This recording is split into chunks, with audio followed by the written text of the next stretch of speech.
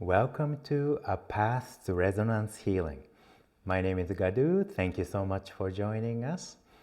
So we've been talking about four aspects of being. And from there, now we're going to go a step further into how healing works. So today we're going to talk about E and Qi. So resonance healing is based on the Chinese Qigong practice. And there are so many different ways to approach healing, but I found Qigong practice, the idea, the concept of Qigong is very logical and easy to understand. So I've been adapting that into my practice as well. So first of all, I'm using more of a Japanese terms instead of a Chinese terms. So in Japan, the Qi is actually Ki. And so Qigong is a Kiko. So I'm actually adapting more of a Japanese pronunciation in my practice. So just kind of know that. So sometimes I explain what that means in both Chinese and the Japanese. So first thing is E. So E is a function or movement of your kokoro. So this is a character for E. I'll show you.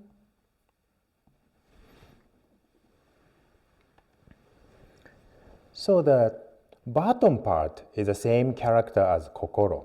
And the top part, this part, means sound. So it's a sound that your kokoro makes. So E actually means a lot of different things like intention, your visualization, your goals, your attitude, your perception, your thought. All these things is E. So any kind of a movement of your kokoro, your heart and your mind is E. And Qi is kind of an essential part of a Chinese philosophy too. So this is a character for Qi.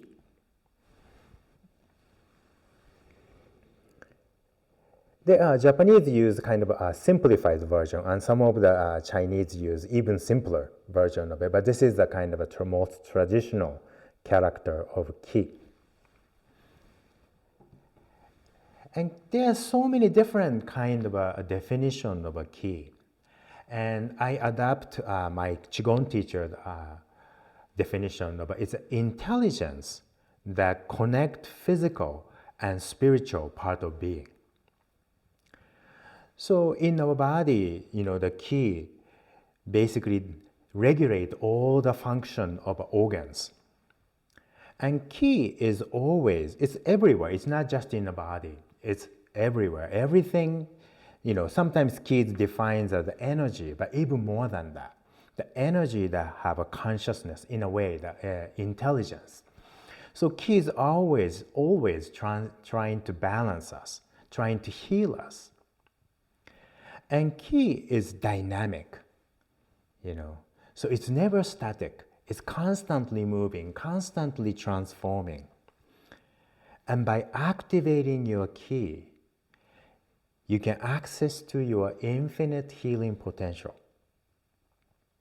So, and its interesting part is the relationship between E and your Qi. So E activates your Qi, and the Qi follows your E. So that's why our mindset, our heart state is very important in your healing. It's not just about the physical things or just mechanically activating your Qi. But you have to work with your heart, work with your mind, work with your kokoro, and train your E so your Qi will flow freely and most efficiently. And so that's why the practicing of your kokoro is the most important part of healing.